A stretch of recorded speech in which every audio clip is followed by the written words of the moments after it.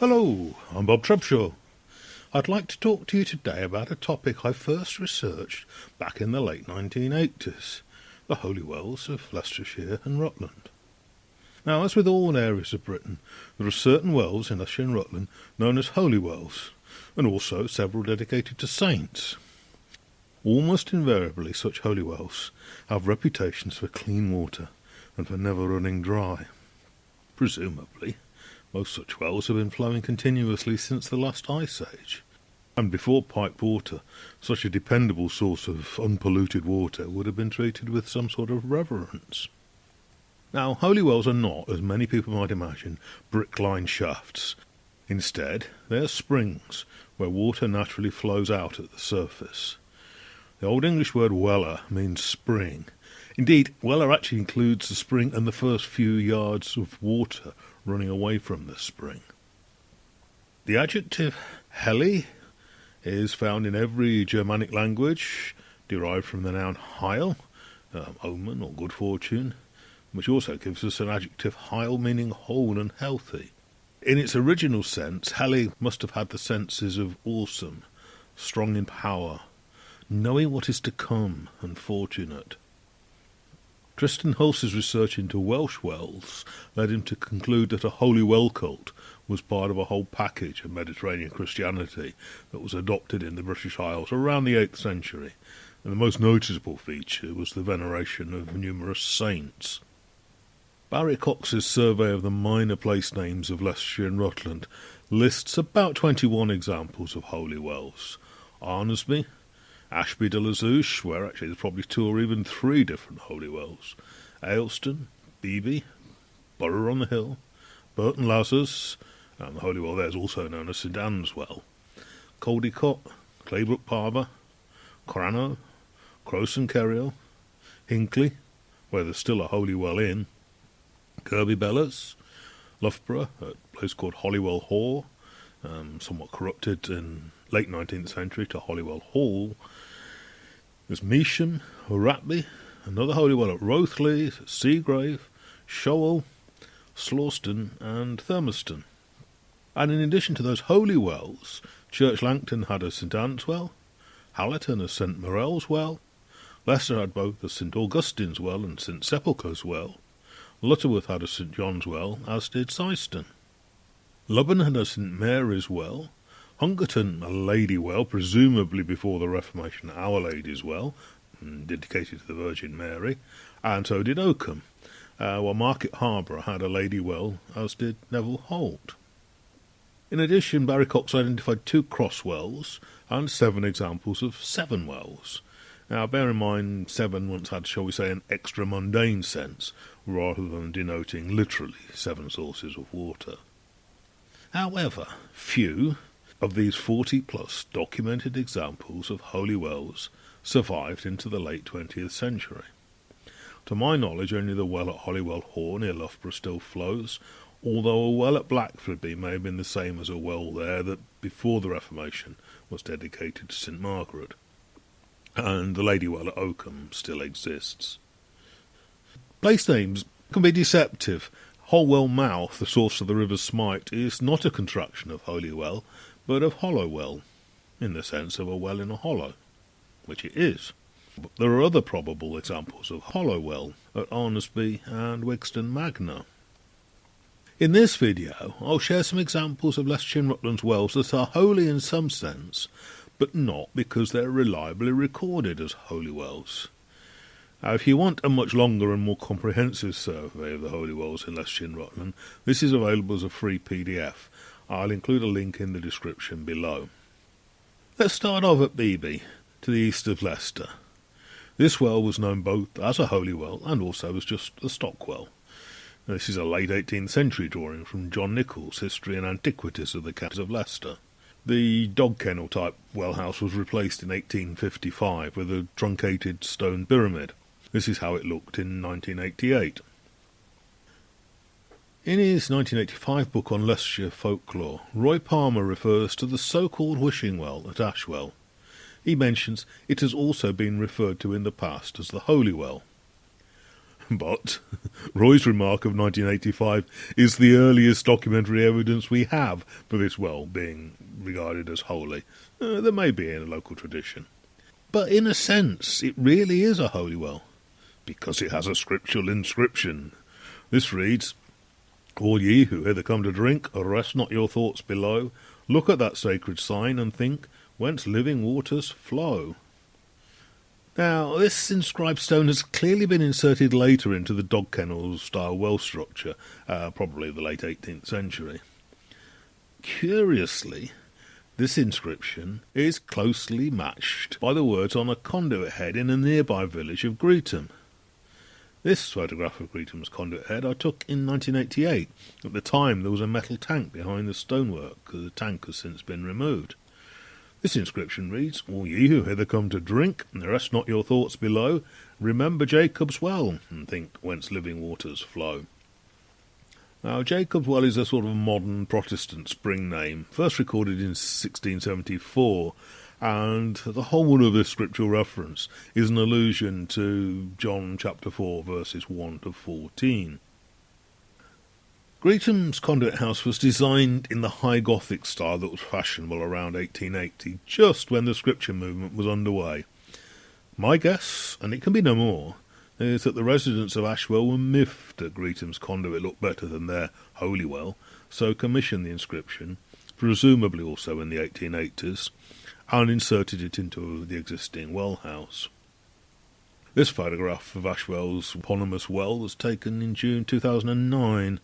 The cross on the roof was replaced in 2000, as the previous cross had broken off before 1986. The gate was also replaced in 2000.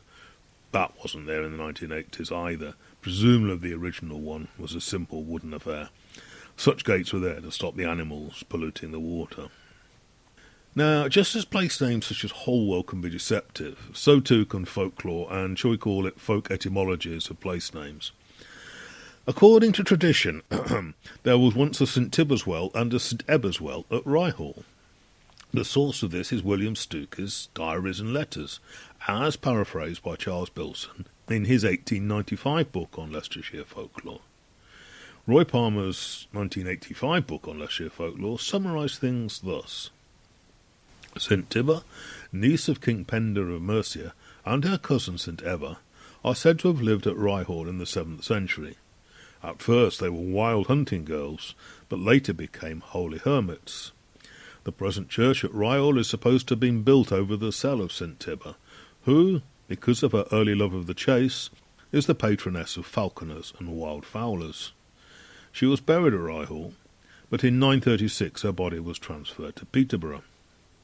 A tradition which has lived for more 1,000 years in the village is that she used to walk up a hill to wash at the spring, which is named after her.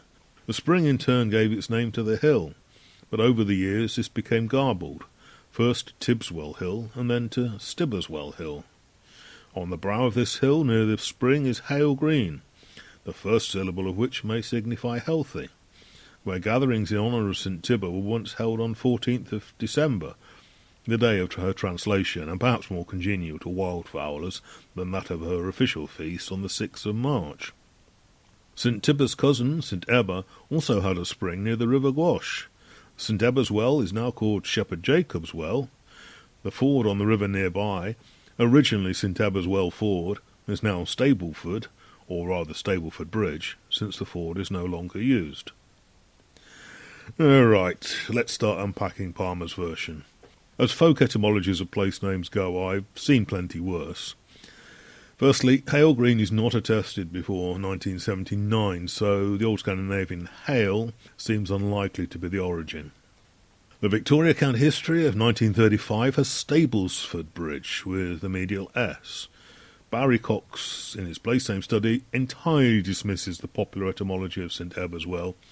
Instead, he suggests that this was once a Staple Ford, a ford over the River Gwash marked large post, the Old English Staple, that may have been carved as a pre-conversion icon. There are settlements called Stapleford in Leicestershire, near Melton Mowbray, Nottinghamshire, to the west of Nottingham, and Lincolnshire, to the north-east of Newark. Having, shall we say, negated the existence of St Ebba, Barrie Cox attests to the reality of St Tibber, although noting that the earliest mention of Tibber's Well is 1935 in the Victoria County history. Tibble Hill and Tipple Hill Furlong are 17th and 18th century forms. So, although St Tibber had a hill named after her, the available evidence suggests she only had a well named after her sometime not too long before 1935. Well forms part of 3 settlement names in Rutland: Ashwell, Tinwell and Whitwell. But curiously, Barrie gives no instances of Halliwella in minor place names anywhere in Rutland. But this doesn't necessarily mean there wasn't a holy well at Whitwell. The village takes its name from the White Well. At the time of the formation of this toponym, the word white had connotations of clean and pure, as it still does, so the White Well would have been regarded as somewhat sacred. The parish church of St Michael and All Angels is situated on a large mound, made all the more prominent by cutting away the churchyard on the north side and creating a retaining wall to reduce the severity of the gradient of the Stamford to Oakham Road, now the A606. This photograph was taken in 2008. No stonework surviving in the church suggests a pre-conquest origin, but the size and proportions of the nave strongly suggest an early single-cell building, with a chancel added later. A spring rises up underneath the stone floor of the chancel, that's on the left in the photograph. The water is piped to a conduit head at the side of the road to the east of the churchyard. Numerous people have reported that after heavy rain, the water can be heard flowing under the chancel floor. Seemingly, the original single-cell church was built to the immediate west of the eponymous White Well, so de facto making it a holy well. Initially, the water may have been used for baptism. Bear in mind that around the 7th and 8th centuries, baptism was usually by effusion, not immersion. When the fashion for adding chancels arose, then the building needed to be extended over the well. The same scenario arose at Whitwick, which I'll discuss in a moment, and at other churches in Britain, such as Romsley in Worcestershire, where St Kenelm's Well has been recreated to the east of the chancel, and also at Wells in Somerset, where spring-fed pools are located to the east of the cathedral that takes its name from these water sources. In this photograph, the east end of Wells Cathedral is reflected in one of the spring-fed pools, which give Wells its name. The Well and Whitwell church is unusual in being on the summit of a small hill. This may have been one of the reasons it was venerated. Technically, it's an artesian well, fed with water from higher ground to the north. The place name Whitwick indicates a white dairy farm or trading place. The parish church of St John the Baptist is located in a natural amphitheatre. That's unusual, as is the spring rising up underneath the chancel and piped to the bank of Gracestew Brook. The water flowing out into the side of the brook maintains an almost constant rate in temperature. And yes, in the late 1980s, I turned up at different times of year with a thermometer and measuring jug. Sadly, I've long since lost the readings, but I recall the temperature was always within a degree of 12 Celsius, so the water was coming from a deep source, not just surface runoff. This is how the outlet looked in 1989. The same discharge was depicted, with a slight artistic licence, in T.R. Potter's History and Antiquities of Charnwood Forest, published in 1842. And this is how it looked in 2007, after North West Leicestershire District Council had gone overkill with health and safety. In this photograph, it's the straight white pipe which takes the water from its source under the chancel to the discharge into the side of the brook. The location of the well suggests an early single-cell church, later extended with the chancel, just the same as at Whitwell. Unlike Whitwell, the church at Whitwick seems to have been extensively rebuilt around the 13th and 14th centuries. The oldest visible part of the church's structure is the base of the tower, which is 12th century. However, the eroded fragment of an Anglo-Saxon cross shaft, now incorporated into the south wall of the chancel, indicates that this has been a place of Christian worship since at least the 10th century. This 1930s postcard shows the Stockwell in Wymondham when it was still the main water supply for the village. It's adjacent to the churchyard wall, with St Mary's Parish Church behind. In the late 12th century there were several references to Wolston Well and Wolston Well Syke.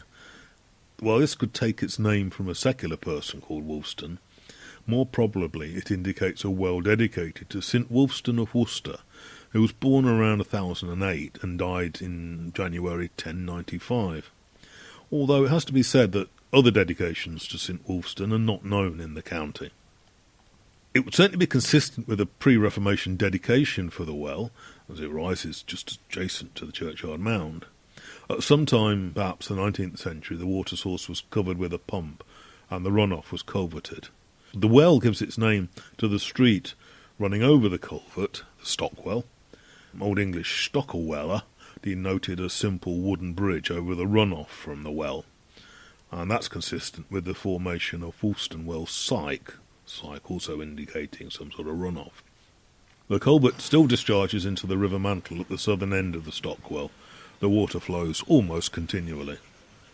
To me it seems most probable that a well near a churchyard wall will once have been dedicated to a saint, and while I have no way of confirming that before the Reformation the Stockwell was also known as Woolston Well, there is no other natural spring in the village. If you want to discover more about Leicestershire and Rutland's wells, and perhaps plan some trips to visit them, then please download my free PDF. The link's in the description below.